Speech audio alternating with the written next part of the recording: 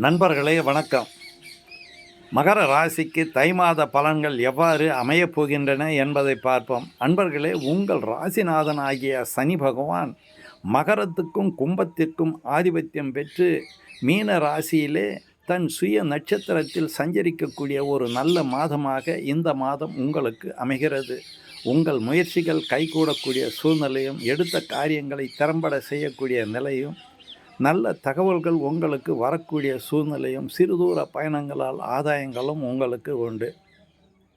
உங்கள் குடும்பத்திலே தன வரவுகள் சிறப்பாக இருக்கும். கொடுப்பல் வாங்கல் இவை சிறந்து விளங்கக்கூடிய சூழ்நிலை உருவாக்கும். தன வரவுகள் சிறப்பாக இருக்கும். அதே வேளையிலே சுப விரயங்களும் உங்களுக்கு காத்து கொண்டு இருக்கின்றன. உங்கள் நலம் கருதி எடுக்கக்கூடிய நல்ல விஷயங்களுக்கான செலவுகளை நீங்கள் மேற்கொள்ளக்கூடிய சூழ்நிலை உருவாகிறது.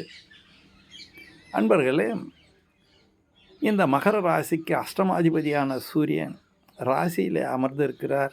அவர் மட்டுமல்லாமல் 4-11க்கு உரிய மங்களன் உச்சமாகிறார். இதன் மூலமாக வீடு சிறப்பாக இருக்கும், சந்தோஷம் நன்றாக இருக்கும், புன்பொருள் ஆடை ஆபரணம் சேர்க்கை ஏற்படும், லாபங்கள் குவியும்.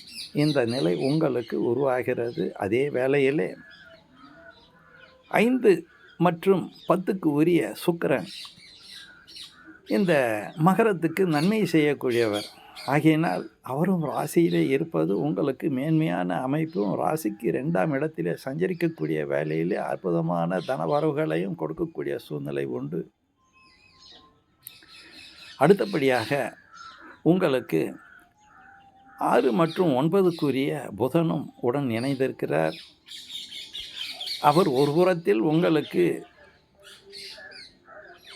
சில தொந்தரவுகளை கொடுத்தாலும் மறுபுறத்தில் உங்களுக்கு அற்புதமான பலன்களையும் வழங்க உள்ளார்.